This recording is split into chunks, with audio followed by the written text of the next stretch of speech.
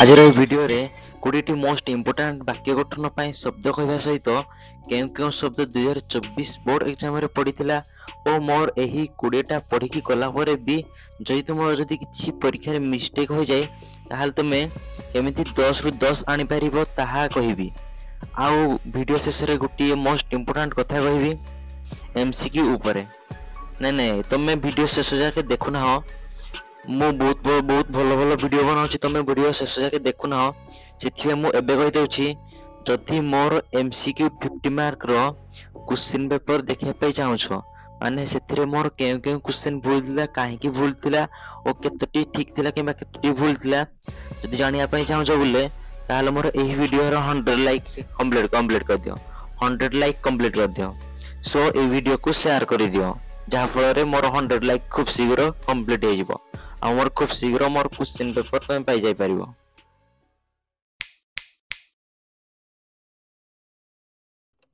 आज वीडियो को जी शेष जाए देखिबो से ही मिस्टेक जानी परिबो कोन नै कोन।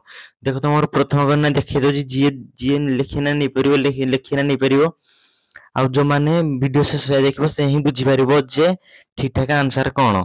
आउ कोजी वाक्य गठन रे तुम जो 8टी क्वेश्चन पड़ो से 8टी क्वेश्चन रु 8टी जाय करना आसीबो। एटा होची मिस्टेक तुमको से 5टी क्वेश्चन आंसर देथिबो किंतु 5टी तुम करबो 5टी करबो नै तुम 8टी करना आसीथिबो। एटा तुम गुटी प्रथम मिस्टेक होची एटा हला तुम 8टी क्वेश्चन आसीबो जो 5टी तुमरो एक्यूरेट ठीक हेदिबो सेही 5टी आंसर तुमको देबे हला। एटा होची गुटे इंपोर्टेंट कथा तुमको कहूची। फास्ट देखो परितः परितः माने चारि पाखरे विद्यालयम परितः प्राचीरम अस्ति गृहम परितः वृक्षाः सन्ति। फास्ट देखो हला अनुसार आ मोर हण तो भितर कंफ्यूज हेबो नाही। एई मिस्टेक टा बहुत सारा पिला करंती मु भी नवम रे करी किंतु 10म रे मोर कोठी भी मिस्टेक मु करी नाही हला। विद्यालयम मोरे हणंत एटा काहे कि मु लिखलिनी काहे कि एठे लिखली देखो तापर जे देखो स्वरबन अछि सेति मोटे मोरे हणंत लिखली व्यंजन बन नथिले अनुसार लेख बढे ना हला।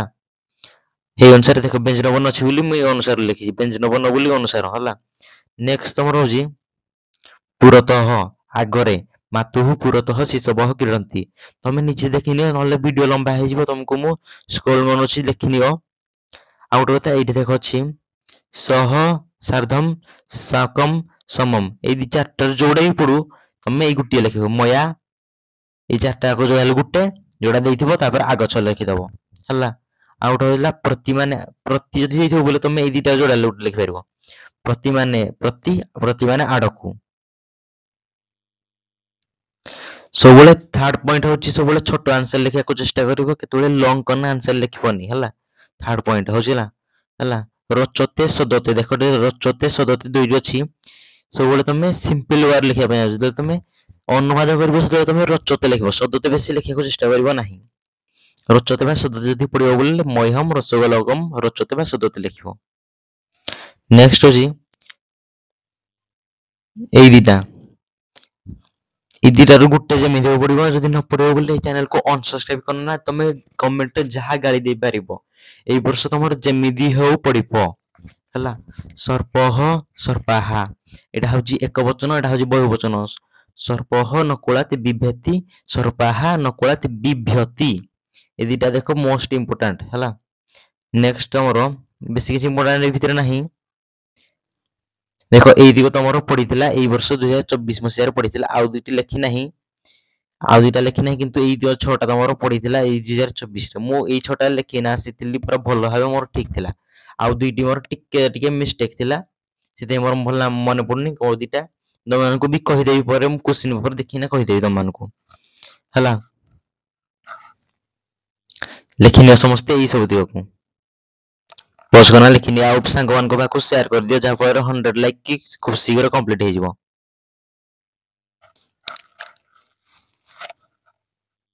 आमर व्हाट्सएप चैनल और टेलीग्राम चैनल जो माने जॉइन हे जिवो आ गोटे मोटिवेशन ऊपर प्लेलिस्ट बनै देछि से प्लेलिस्ट को समस्त वाच करिवो।